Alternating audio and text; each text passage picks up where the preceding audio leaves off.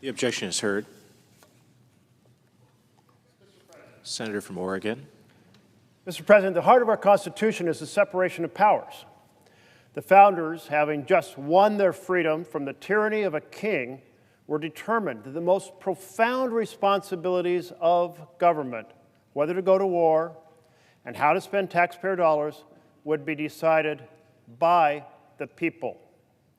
The founders wanted the people's representatives in Congress from all parts of the nation, from all walks of life, to publicly debate and vote on these critical decisions. That's why Article 1, Section 8 of this Constitution says Congress shall have the power to declare war. Not the courts, not the president, but Congress. Yet, as we stand here in this chamber, President Trump is preparing to launch a war on Venezuela, without a declaration of war, without a congressional authorization, without a congressional appropriation of funds. So I've come to the floor to reassert the constitutional role of Congress over this decision of going to war. This bill is co-sponsored by Senators Kaine and Van Hollen and Alsobrooks and Welch and Markey and Sanders, and I appreciate their partnership. It prohibits the unauthorized use of the United States Armed Forces in hostilities with respect to Venezuela. Certainly, Nicolás Maduro is a brutal dictator. His regime has a long history of abusing human rights and crushing political dissent. That is not in question.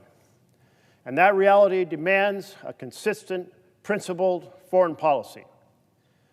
But it does not give permission for any president to violate the Constitution of the United States of America that we are sworn to uphold when we come here to serve the American people as senators. Yet President Trump is still threatening these hostilities against Venezuela by deploying a massive force in the Caribbean. That military force, reportedly, as of this moment, includes about 15,000 American troops, including 2,200 Marines, 11 naval warships, including our largest aircraft carrier, the USS Gerald R. Ford, and its strike group. It includes amphibious assault vehicles, and guided missile cruisers, and destroyers, and a submarine. The deployment includes fighter jets, surveillance drones, patrol planes, many of which are based in nearby Puerto Rico, where the U.S. has reopened an old naval base for this operation.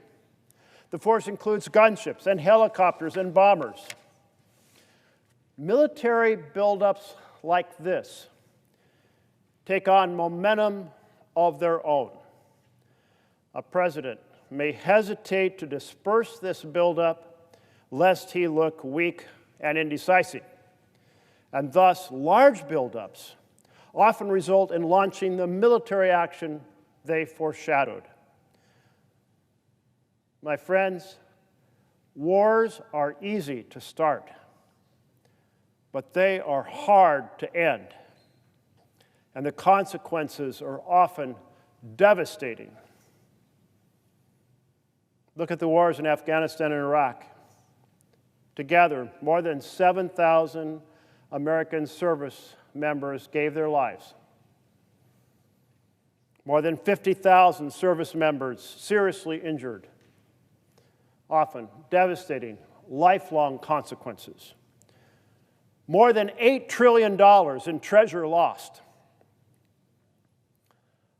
Launching another reckless war to depose an authoritarian leader in South America is not an America-first strategy. And without congressional authorization, it's unconstitutional. The prelude to this military action has been military strikes on boats off the coast of Venezuela. The administration has said they are acting to stop these boats from delivering narcotics. Well, there's a legal way to do that, and then there's an illegal way to do it. The legal way is for the Coast Guard to intercept the boats, to search them, arrest those present should narcotics be found. And the illegal way is to simply blow up boats in international waters. The legal path is the right way to go. The Coast Guard makes arrests, which allow them to collect evidence and information for broader counter-narcotics operations. Destroying boats and killing those aboard means no evidence or information that confers evidence of what was undertaken. Was it even a narcotics operation to begin with? It is either a war crime or it's a murder. It is a violation of our law. It is a violation of international law. We have a stake in the structure of international law because we want our troops to be treated in a right manner, not to be executed when they are out of the action, laying wounded on a battlefield, not to be murdered clinging to debris after their boat has been blown up. Our military forces don't summarily execute others because we don't want others to summarily execute our forces. That's the principle involved. So the president's extraterritorial, extrajudicial killings in the Caribbean are terrible policy, terrible principles, and a terrible precedent. And we are in a bizarre moment. Bizarre. President Trump, while saying he's trying to intercept drugs, just pardoned the kingpin who organized the narcotic superhighway that delivered 400 to 500 tons of cocaine to the United States of America.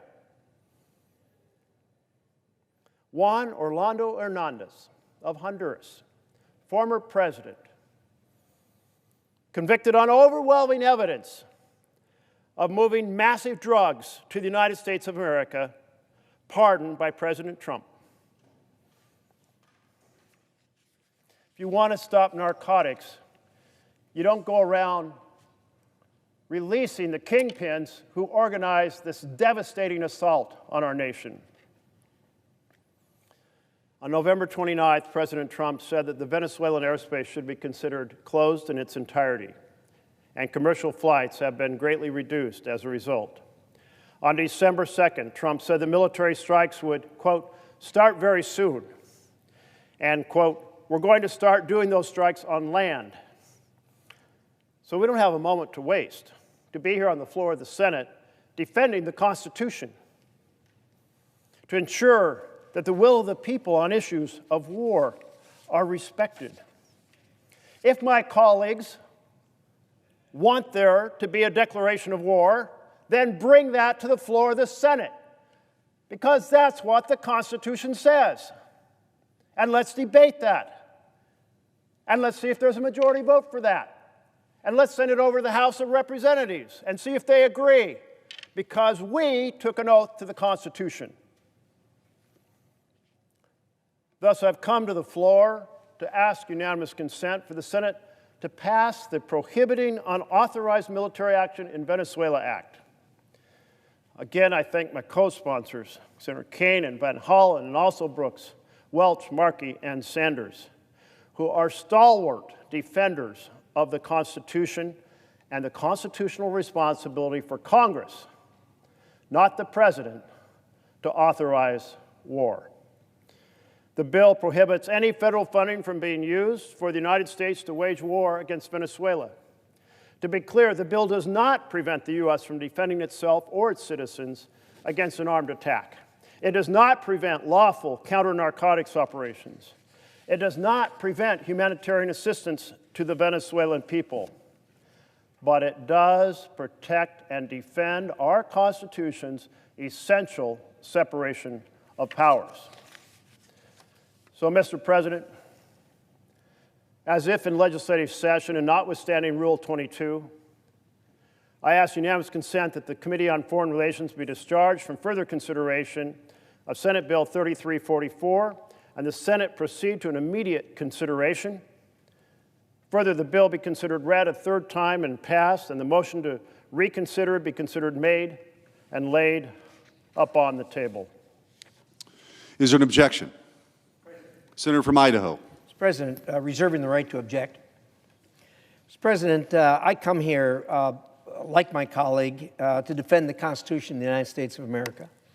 Since George Washington was president and he had to deal with a Congress, every president has had to deal with a Congress or members of Congress who really wanted to be the commander-in-chief of the armed forces of the United States. The Founding Fathers wisely said that that power shall lie in the hands of the commander-in-chief, the President of the United States. Over many, many years, presidents have used military force to protect the United States of America. Indeed, they take an oath that they will do so. Not only do they have the right to do so, they have the duty to do so. So, what are we talking about here? Donald Trump has made the observation, as has every American, that we are losing tens of thousands of Americans, both young and old alike, to illegal drugs that are brought to this country by terrorist organizations, mainly. And as a result of that, we have done, as has been suggested, law enforcement activities within the United States, outside the United States, and we have picked away at it and picked away at it, and it simply has not been effective. What Donald Trump decided to do was to take appropriate military action against an invasion. That invasion comes from those terrorists.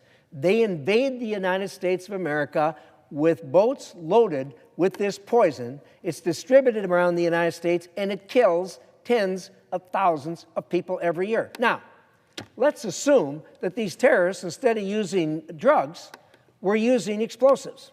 If they loaded up one of these boats with explosives and it was headed for the United States of America, and they had a distribution system in place, as they do for drugs right now, and they were distributing these explosives around the United States and killed tens of thousands of people every year, there wouldn't be a peep from anyone about the use of force by the President of the United States to stop this. That is exactly what is going on here. There is no difference whatsoever. The President of the United States, has ordered the troops, when they determine that there is a boatload of these drugs headed for the United States, to sink the boat and put it on the bottom of the ocean. Now, I'm the senior Republican on the Intelligence Committee, and on this, obviously in this setting, I can't tell you the method or the means, but I can tell you that we have seen absolute, total, 100% proof that every single one of those boats that went down was loaded with drugs. So, as a result of that, the President of the United States has done good work so far in stemming the flow of these drugs to the United States. I have told the President face to face, thank you, Mr. President, for what you're doing. And I want to thank you on behalf of the parents who will not have to early bury one of their children because of the drugs that were coming into this country. Instead, those drugs are laying at the bottom of the ocean. Thank you, Mr. President, for what you did. Keep up the good work. Continue to stem the flow of these drugs coming into the United States. The President has the absolute right, and not only that, the absolute duty to do this. If you don't think so, take him to court and sue him. That's what you need to do if you think that that's right. There's no court in the world going to stop him from using military might of the United States to protect the United States, which is exactly what he is doing here. Based upon all that, Mr. President, I object. Noted. Would my colleague from Senator Idaho Oregon. yield to a question? Does the senator from Idaho yield? He does. Proceed. I do appreciate you yielding, because too often we have very little debate about these issues. My question is, if the President is trying to stop drugs coming to the United States, why did he pardon the kingpin who built the cocaine superhighway that killed thousands of Americans.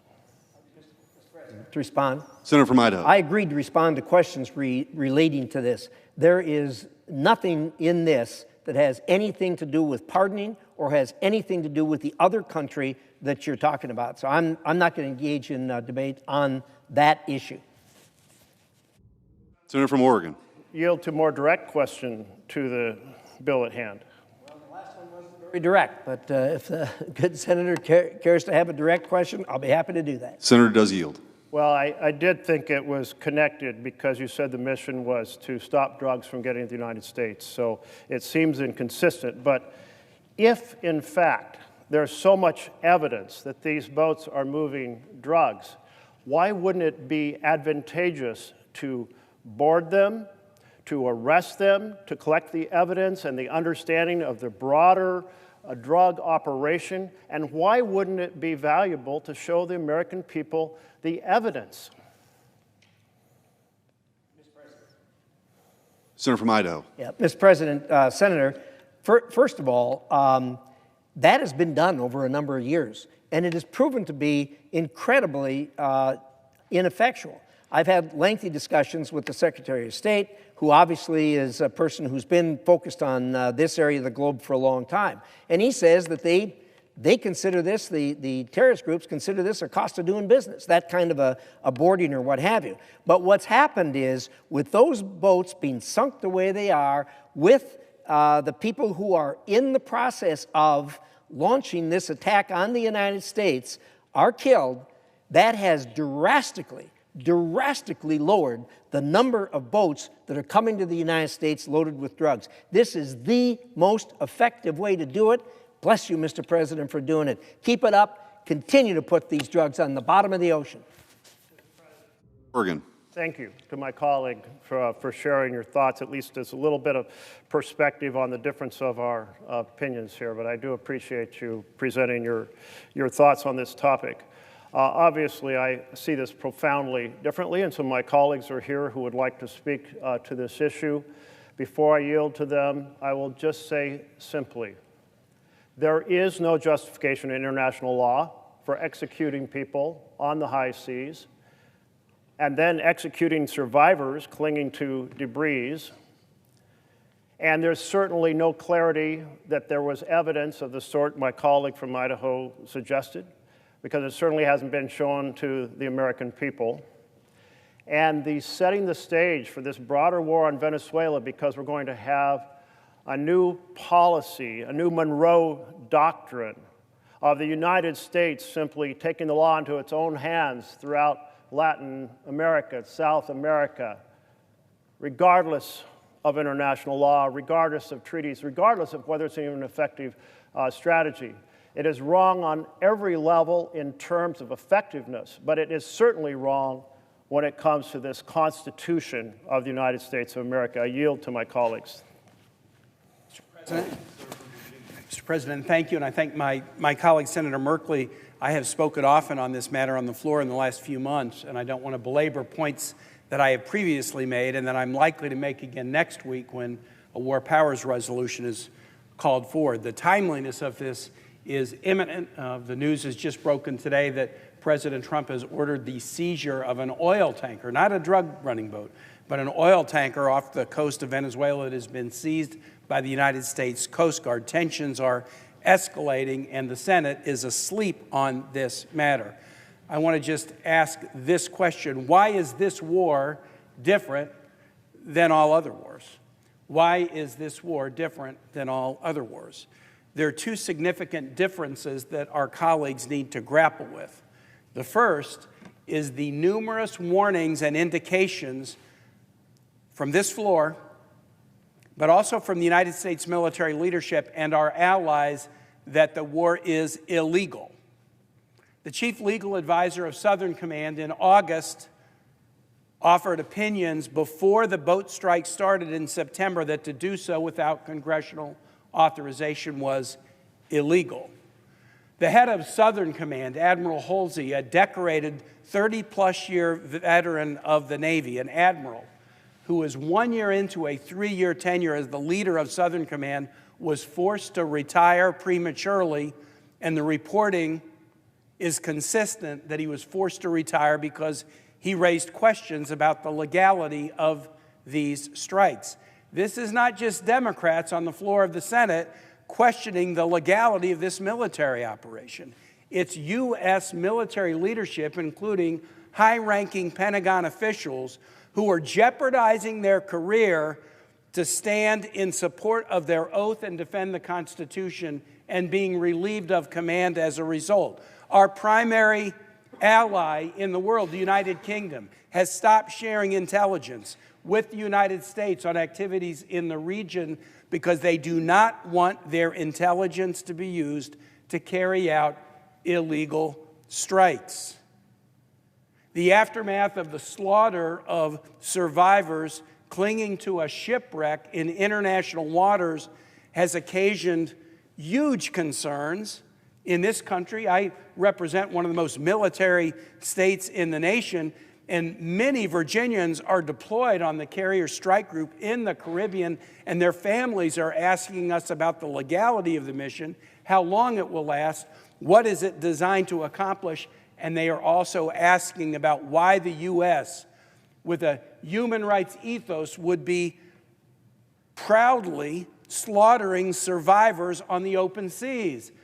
The president has said that video could be available to all. Indeed, the president has made the video of the strike available on his social media account, bragging about it, patting himself on the back about it. But now that we're asking for the full video, not just the first strike, but the second strike as well, where survivors were slaughtered, suddenly the Secretary of Defense is walking it back and saying, we need to protect our sources and methods. You need to protect your sources and methods when you've been turning it into a TV commercial, a social media commercial, showing the world about what a tough guy you are. If you're a tough guy and you think you're proud of this, then let the American people see the entire video. Let them watch struggling survivors struck on the high seas in contravention of American and international laws of war. That's the first reason this war is different from all other wars. The questions raised about their legality are a drumbeat that will not be denied or suppressed. And the second reason, and then I'll hand to my other colleagues, that this war is different than all other wars, is with all of that I've shared with you, and so much more that I'd like to share with you that I can't, because what I know from being in a classified setting. Get this, in the Senate of the United States, the greatest deliberative body in the world, 95 days into a war, has the Senate Armed Services Committee held a single public hearing about this war? Has the Senate Foreign Relations Committee held a single public hearing about this war? This war is different than all others because at 95 days and counting, 90 people killed, dozens of military strikes, seizing an oil tanker just a few hours ago, the principal committees in this body and in the House, charged constitutionally with oversight over matters of war, have been hiding their heads in the sand, afraid to put on the table publicly before the American public what's at stake in the legal rationale. If you're doing something you're proud of, you wouldn't need to hide it. If you're doing something you're proud of, you would be glad to have committee hearings and share the story with the American public. The refusal of this body to take this matter up in any meaningful public forum and to shackle members of the Senate who know a lot, but we cannot discuss it because all we know from classified settings, is a demonstration that this administration knows that public scrutiny would make the American public ashamed of what's going on. We need to make this public. We need to have this debate. And we need the American public to understand what's at stake. And with that, I applaud my colleague for what he's introduced, and I'd like to yield. The senator from Maryland. Thank you, Mr. President. I want to start by thanking my colleague, Senator Merkley, for bringing this resolution before the Senate, and Senator Kaine and colleagues for focusing on this question of war and peace. This is a very simple resolution. It says that no U.S. taxpayer dollars should be spent to go to war against Venezuela absent congressional authorization. I just heard the chairman of the Senate Foreign Relations Committee say to the Senate, if you're opposed to this, go to court.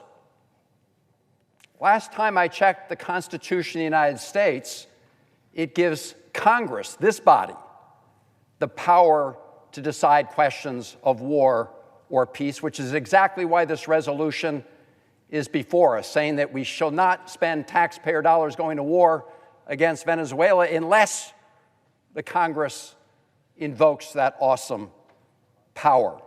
Now, I know the President of the United States, when he was asked a couple months ago whether he had to comply with the Constitution, he said, I don't know. Well, I would hope our colleagues on both sides of the aisle here in the United States Senate would recognize that the President has to comply with the Constitution, and we should fulfill our constitutional responsibilities as well and not run away from them. President Trump is bringing us to the brink of war, a regime change war in our hemisphere, and we are running out of time to stop it. We know the President has already authorized the CIA to conduct operations in Venezuela. We know that we're witnessing the largest naval buildup in the Caribbean in decades. We know, as Senator Kaine just mentioned, that today the United States intercepted a Venezuelan oil tanker bound for Cuba. And we know that for weeks and weeks now, the Trump administration has been striking boats in international waters, killing more than 80 people. Now, the President claims to be going after so-called narco-terrorists. But this operation they're conducting is not about drugs. All of us in the Senate want to make sure we address the scourge of drugs in the United States of America. But that is just a cover story presented by the President of the United States. Because if the President really cared about addressing illegal drugs, he wouldn't have proposed deep cuts to the DEA, the Drug Enforcement Agency, nor would he have proposed to shutter entirely the Organized Crime Drug Enforcement Task Force. I serve on the Appropriations Committee. I'm the ranking member of the subcommittee that oversees the Justice Department and some of these operations. The President's budget cuts our investment in those anti-drug operations. They cared about actually reducing the flow of drugs in the United States. The President would not have just pardoned the former Honduran president, who was convicted of drug trafficking and sentenced to 45 years in federal prison. If you want to send a message that we don't want illegal drugs coming into the country, why would you pardon the person who was convicted of doing exactly that? That simply sends a green light to others to go ahead.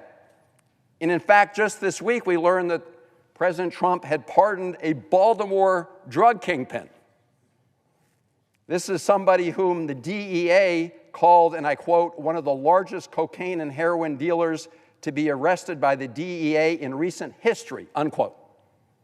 President Trump just pardoned him. So don't tell me, President Trump, that this is about drugs. In fact, we also know that fentanyl, which is primarily fueling the drug overdose deaths in America, is not originating or transiting through Venezuela. The fentanyl is typically manufactured in Mexico with precursors from China. It is true that Venezuela has become a source of cocaine, but even that is mainly bound for destinations in Europe and West Africa. So that's not what this is about. This is about their efforts to engage in regime change. Look, the Trump administration has concocted this fanciful legal theory that it is engaged in an armed military conflict with these drug boats and drug runners. In fact, we've seen, as my colleagues say, the President of the United States releasing these videos where they're blowing up these drug boats and killing people as if they are engaged in a military conflict with the United States Navy. That simply is not true. They are engaged in criminal activity, but their purpose is not to engage the United States militarily. Far from it. And I would just ask my colleagues how we would react if another country began bombing boats with U.S. citizens on them and then claiming that those boats were being used by U.S. citizens to transport drugs. Even if that were the truth, what would we say if the other country claimed that they would be at war with those American citizens? I think we would see it as a hostile act. I know that we would. Now, even if you take the Trump administration's framing here, which we're engaged in a military conflict, then it is a fact that the video, which has been well reported, indicates that some of the survivors of the first attack on September 2nd were seeking help. Here's what Congressman Adam Smith, the top Democrat on the House Armed Services Committee, had to say about those survivors, that they were, quote, basically two shirtless people clinging to the bow of a capsized and inoperable boat drifting in the water until the missiles come and kill them. So as my colleague said, Mr. President, if Donald Trump has nothing to hide here, he should provide the full videos to the Congress and to the American people. But that would be a war crime only if you take the framework presented by the Trump administration, which is that we're at war with these boats. But we're not. And what that means is that these are simply extrajudicial killings, just killing people on the high seas. And what that means is that this is simply state-sanctioned murder of these individuals. And that is why it's very important for the Congress to exercise its oversight responsibilities. But I want to close by making a more simple point about the resolution that Senator Merkley has introduced here. Even if you, for some reason, agree with President Trump with respect to the drug boats, despite their fanciful legal theories, what this resolution says is don't spend taxpayer dollars to take military action against Venezuela. There's no argument that a U.S. attack on Venezuela doesn't constitute an act of war that does come under the jurisdiction of this Senate under the Constitution of the United States. Now, all of us would like to see a different leader in Venezuela. Maduro is an authoritarian, he's a dictator. He's not a legitimate president, but that doesn't mean that we go after every leader who is not legitimately elected by the people of their country. In fact, this president is cozying up to dictators and authoritarians all over the world. In fact, if you just read their national security strategy that came out last Friday, you'll see it completely abandons the idea that the United States will stand up to dictators and authoritarians. Abandons the idea that we stand up for democracy and freedom and human rights and the rule of law. It's a document that actually greenlights cozying up to people like Maduro. So what they're doing is using the American military in an attempt of outright regime change. And I just read the words of James Madison, who really put it best back in 1793 when he wrote, and I quote, "In no part of the Constitution is more wisdom to be found than in the clause which confides the question of war or peace to the legislature and not to the executive. The trust and temptation would be too great for any one man," end quote. As I said earlier, Mr. President, Donald Trump's been asked directly whether he has to comply with the Constitution of the United States, and he said he doesn't know. It is our obligation to uphold our duties under the Constitution of the United States. That's what Senator Merkley's resolution does. It says we shouldn't be spending any of our country's precious resources in going to war against Venezuela unless this Congress undertakes its responsibility and were to decide to declare war. In my view, going to war against Venezuela is a very bad idea. Let us not simply slide into it through negligence. That's what we're trying to avoid through this resolution, and I yield the floor.